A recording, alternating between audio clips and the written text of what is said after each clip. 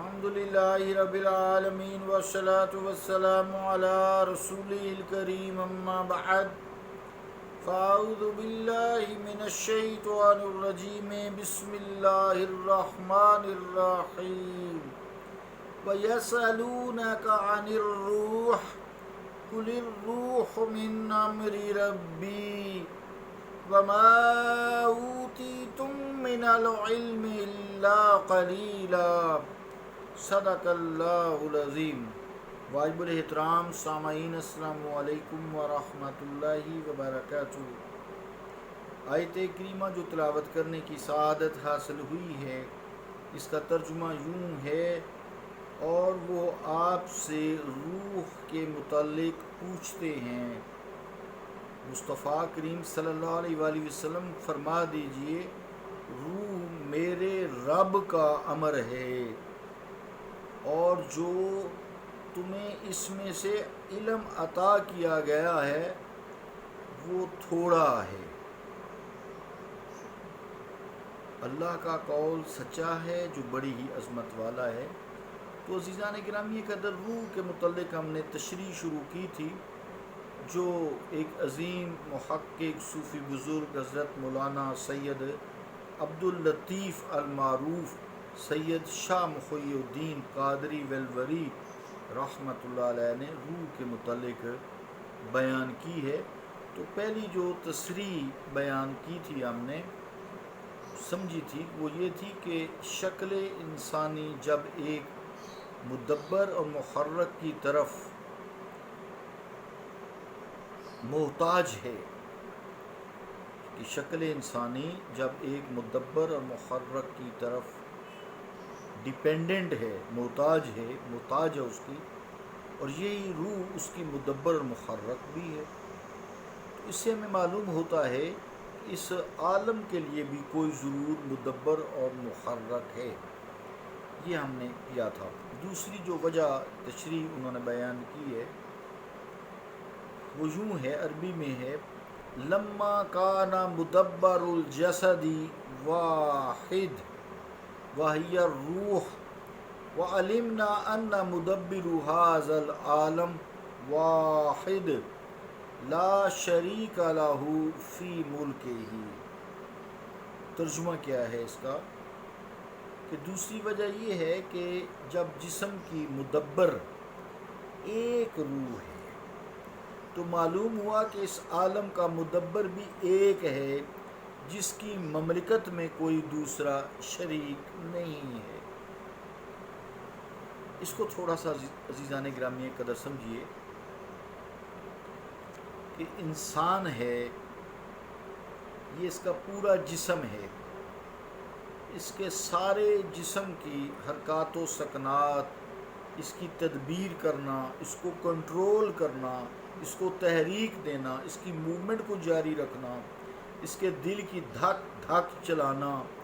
اس کی آنکھوں کا جھپکنا، زبان کا گفتگو کرنا، کان سے سننا، آنکھوں سے دیکھنا، معدے کا ہضم کرنا، جگر کا اپنا کام کرنا، انتڑیوں کا اپنا کام کرنا، پھر اس کے اندر بلڈ کا دوران خون، اس کی روانیت، دماغ کا کام کرنا، یہ ہر جسم کی ایک ہی روح ہے۔ اس روح میں کسی قسم کی کوئی دوسری روح شریک نہیں ہے۔ یہ ایک ہی جسم کی مدبر بھی ہے، متحرک بھی ہے، اور اس کی واحد ہے، اس کا شریک بھی کوئی نہیں ہے، یہ اکیلی کام کرتی ہے۔ اب اسی سے سمجھیں اس انسانی جسم کی جو ایک ہی صرف روح ہے، اس سارے جتنے بھی عالم ہیں، ٹوٹل جتنے عالم ہیں، یہ دنیا و ما فیہا، نیچے اوپر تحت و سرا، ہر جگہ جو بھی آپ کی آنکھ دیکھتی ہے، دماغ سوچتا ہے، کان سنتے ہیں، زبان اس کا اظہار کرتی ہے، اس ساری مملکت کی مدبر اور متحرک، یعنی موومنٹ رکھنے والی اور قائم دائم رکھنے والی، زندہ رکھنے والی، وہ ایک اللہ تعالیٰ کی ذات ہے۔ اس پوری کائنات میں اس کا نہ کوئی ذات کے لحاظ سے شریک ہے اور نہ ہی صفات میں شریک ہے۔ یعنی اگر اس نے کسی کو دیکھنے کی قوت دی ہے، جیسے اس نے خود اپنے بارے میں کہا ہے وَهُوَ السَّمِيعُ الْبَصِيرُ، وہی دیکھتا ہے، وہی سنتا ہے، تو اور بھی چیزیں دیکھتی ہیں، لیکن اللہ بغیر آنکھ کے دیکھتا ہے، اللہ بغیر کان کے دیکھتا ہے، چونکہ انسانی جسم دیکھنے کے لیے آنکھ کا محتاج ہے، سننے کے لیے کان کا محتاج ہے، لیکن اللہ تعالیٰ کی جتنی بھی صفات ہیں وہ وحدہ لا شریک ہیں، ذات وہی عبادت کے لائق ہے، لا الہ الا اللہ، جتنی بھی صفات ہیں، کمالات ہیں، وہ سارے کے سارے اس میں کوئی شریک نہیں ہے، وہ لا یحتاج ہیں، ان کی کوئی احتیاج نہیں ہے، وہ محتاج نہیں ہیں، لیکن انسانی جسم اپنے تمام افعال کے لیے روح کا محتاج ہے۔ جب یہ روح پرواز کر جاتی ہے تو انسانی جسم کے سارے فعل ختم ہو جاتے ہیں،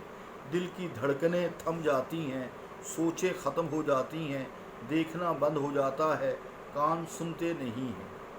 اس پہ ہم آئیں گے،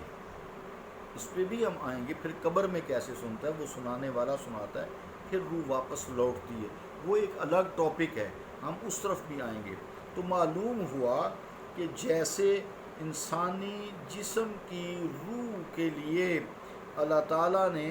کنٹرول کے لیے، اس انسانی پوری مملکت کے لیے، اس انسانی جسم کی پوری حکومت کے لیے، اس کی سارے انسانی جسم کی چارہ سازی کے لیے، اس کی ضروریات کے لیے، اس کو زندہ اور قائم رکھنے کے لیے ایک روح، صرف ایک روح کام کرتی ہے، اسی طرح اس پورے عالموں کا جو واحد ہے اللہ رب العالمین، یکتا ہے، وہ ساری اس کائنات کا انتظام سنبھالے ہوئے ہے، اور اس انتظام کے سنبھالنے میں اس کا کوئی شریک نہیں ہے، چاہے اس کے کمالات ہوں، جیسے فاطر، اس کے کمال فاطر السماوات والارض، وہ بدیع ہے، بدیع السماوات والارض، تو کوئی ایسا شریک نہیں ہے۔ ہم لوگ چیزیں بناتے ہیں نا، تو ہم بھی تخلیق کرتے ہیں، بناتے ہیں چیزیں، لیکن ہم کسی نہ کسی چیز کے محتاج، مٹی کی چیز بناتے ہیں، مٹی کے ہم محتاج ہیں، مٹی ہوگی تو، لیکن مٹی کو نہیں بنا سکتا، مٹی اس کی نہیں بنائیں گے۔ تو بعد ان شاء اللہ تعالیٰ، چونکہ وقت پورا ہونے کو ہے، یہ آگے کنٹینیو رہے گا ان شاء اللہ تعالیٰ۔ یہ 10 صفات اگر روح کی آ جائیں گی تو بے شک ہمیں کم علم دیا گیا، لیکن اس سے توحید کو سمجھنے میں مدد ملے گی۔ پھر آپ پہ کوئی شخص جو فتویٰ بازی کرے گا، یہ مشرک ہے، یہ شریک ٹھہراتا ہے، جناب یہ کافر ہو گیا ہے، جاہل جو لوگ ہوئے، انہیں روح کے نہیں پتہ، کیونکہ ان کی کوئی روحانی کو سٹیج ہی نہیں ہے۔ روح تو ہے، یہ نہیں کہہ سکتے ان میں روح نہیں ہے، لیکن بیچاروں کو پتہ ہی نہیں ہے روح کیا ہے۔ ہم اس قلیل جو علم اللہ تعالیٰ نے ہمیں عطا دیا، جیسا کہ میں نے آیت پڑھی ہے، اس میں سے انشاءاللہ ہم بہت کچھ سیکھیں گے۔ صلی اللہ تعالیٰ علی رسول خیر خلقہ محمد وعلی آلہ واصحابہ اجمعین برحمتک یا ارحم الراحمین۔